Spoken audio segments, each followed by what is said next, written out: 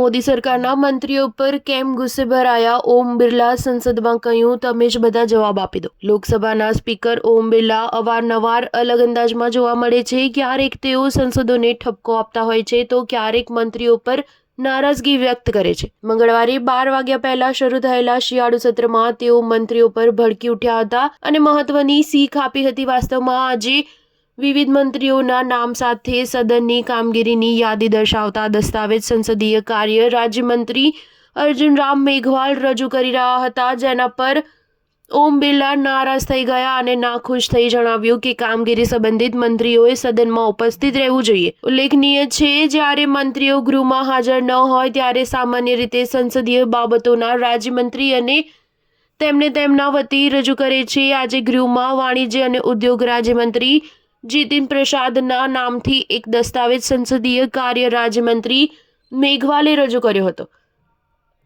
ત્યારબાદ ગૃહ રાજ્યમંત્રી બંડી સંજયકુમારે પોતાના નામથી દસ્તાવેજ રજૂ કરવાનો હતો, પરંતુ તેમને સમસ્યાઓ નડતા અન્ય મંત્રી તેમને જણાવી રહ્યા હતા, જેના પર પણ ઓમ બિરલાએ ટકોર કરી હતી કે તમે એકબીજાને સમજાવશો નહીં.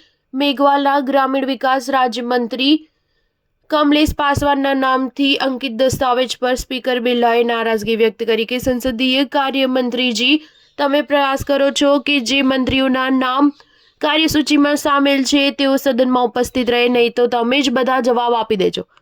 સંસદમાં શરૂ થયેલા શિયાળુ સત્રમાં આજે છઠ્ઠા દિવસે પણ વિપક્ષ નેતાઓએ અદાણી અને સંભલ હિંસાના મુદ્દે વિરોધ પ્રદર્શન કર્યું હતું, જેમાં વિપક્ષ નેતા રાહુલ ગાંધી અને પ્રિયંકા ગાંધી વાડ્રા પણ સામેલ થયા હતા.